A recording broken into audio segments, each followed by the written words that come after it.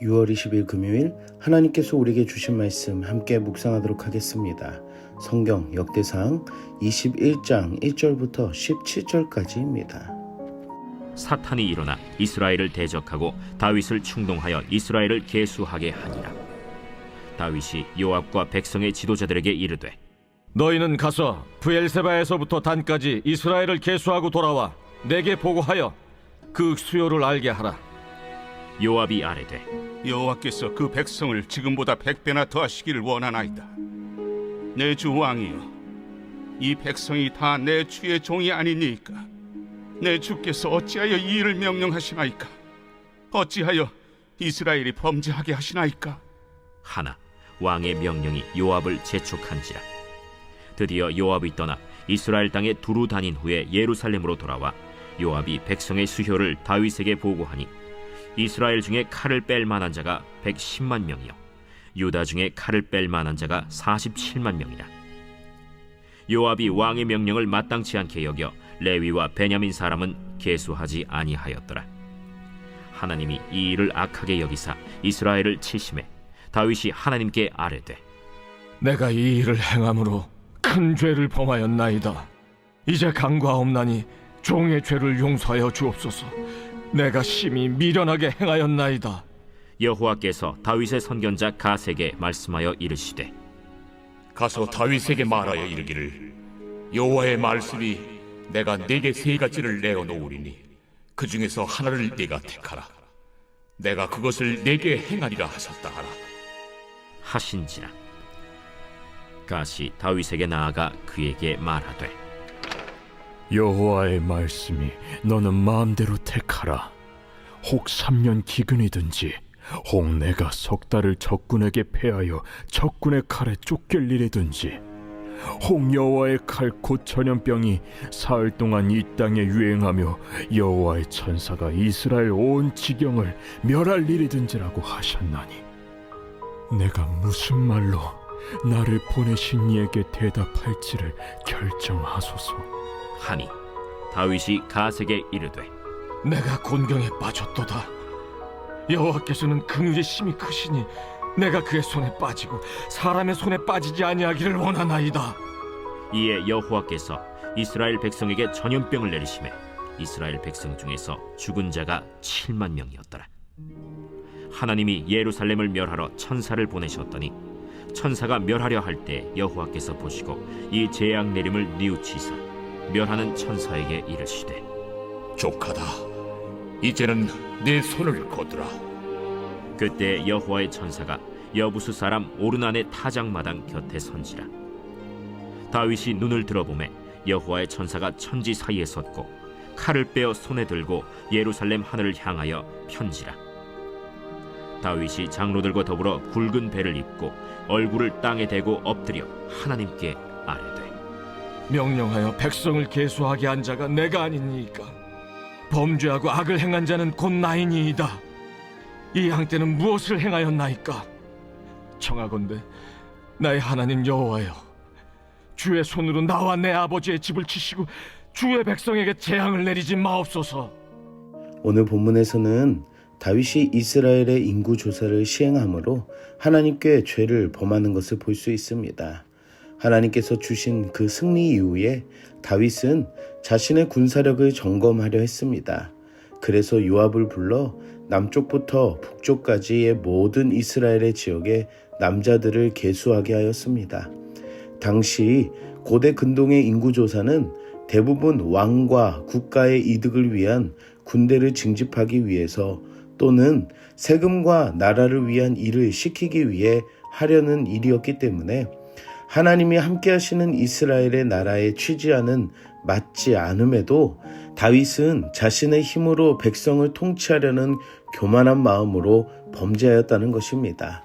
오늘 말씀의 시작은 사탄이 일어나 이스라엘을 대적하고 다윗을 충동하였다고 기록하고 있습니다. 결국 사람은 하나님의 인도하심과 공급하심보다 눈에 보이는 세상 방식에 의존하려는 사탄의 유혹을 받는다는 것을 알 수가 있습니다. 사랑하는 성도 여러분, 다윗의 모습을 보며 세상의 기준이 하나님 앞에 어떻게 범죄하는지를 볼 볼 수 있듯이 우리가 이 땅에 살아가며 의존해야 할 대상이 숫자가 아니라 오직 하나님이심을 아는 여러분들이 되시기를 축복합니다. 하나님께서는 이 일을 악하게 여기시고 이스라엘을 치십니다. 하나님께서는 3가지의 재앙을 말씀하셨습니다. 3년의 기근, 석 달 동안 적군의 칼을 피해 도망할 것, 아니면 사흘 동안 전염병이 유행한 것이었습니다. 다윗은 자신이 범한 죄악을 회개하며 하나님께 죄의 용서를 구합니다. 그리고 이 어려운 선택에 하나님의 긍휼을 구합니다. 이를 통해 하나님은 죄를 가만히 두시지 않으시고 교만은 반드시 징계가 있음을 볼 수 있습니다. 그 징계하심으로 받는 벌로 끝나는 것이 아니라 하나님의 백성이 의존하며 살아야 하는 것이 오직 하나님임을 깨닫게 함에 있다는 것입니다. 세상의 유혹에 넘어가 죄악을 범했던 다윗은 하나님께 전심으로 회개하며 용서를 구하고 긍휼을 구합니다. 그리고 하나님의 징계는 다윗의 기도를 들으시고 재앙을 그치셨습니다. 이것을 통해 심판 가운데서도 하나님의 자비는 여전히 역사하심을 볼 수가 있습니다. 사랑하는 성도 여러분, 오늘 말씀을 통해 우리가 잘못한 죄의 징계들을 하나님 앞에 철저히 회개하며 긍휼을 구하는 여러분들이 되길 원합니다.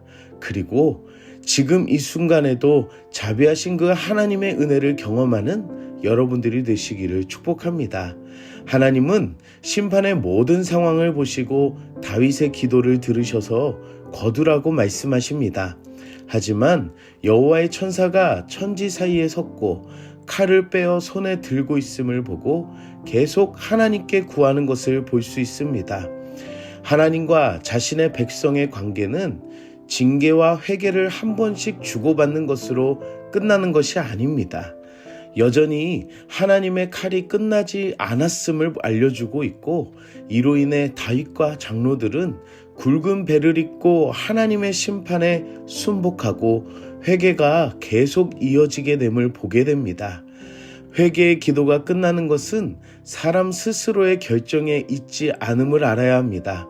다윗의 재앙은 끝났지만 여전히 하나님의 칼이 머물고 있음을 보며 그는 계속적으로 하나님께 기도하는 것을 볼 수가 있습니다.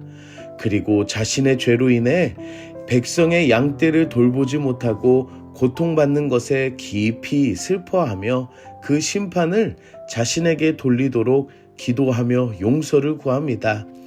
다윗은 오르난의 타작마당에서 제단을 쌓고 하나님께 번제와 화목제를 드립니다. 이것은 다윗의 회개가 한 번으로 끝나지 않고 이후에 자신이 어떻게 행동하는 대가를 치르고 헌신하는 방식으로 이어지고 있음을 볼 수 있습니다. 사랑하는 성도 여러분, 참된 회개는 단순한 감정적 후회가 아니라 삶의 변화와 헌신으로 이어져야 하는 것을 오늘 다윗을 통해 볼 수가 있습니다. 오늘 하루 나의 죄악으로 인해 고통받는 이들은 없는지, 그리고 참된 회개의 자리로 나아가는 여러분들이 되시기를 축복합니다. 함께 기도하겠습니다. 사랑의 하나님, 오늘도 말씀으로 은혜 주시니 감사합니다. 말씀을 통해 우리의 연약함을 돌아보게 하여 주시고 기도의 자리로 나아가게 하시니 감사합니다. 다윗이 사탄의 유혹에 넘어졌던 것처럼 세상의 기준과 유혹에 넘어져 하나님을 잊고 행한 죄악을 용서하여 주시고 불쌍히 여겨 주시옵소서.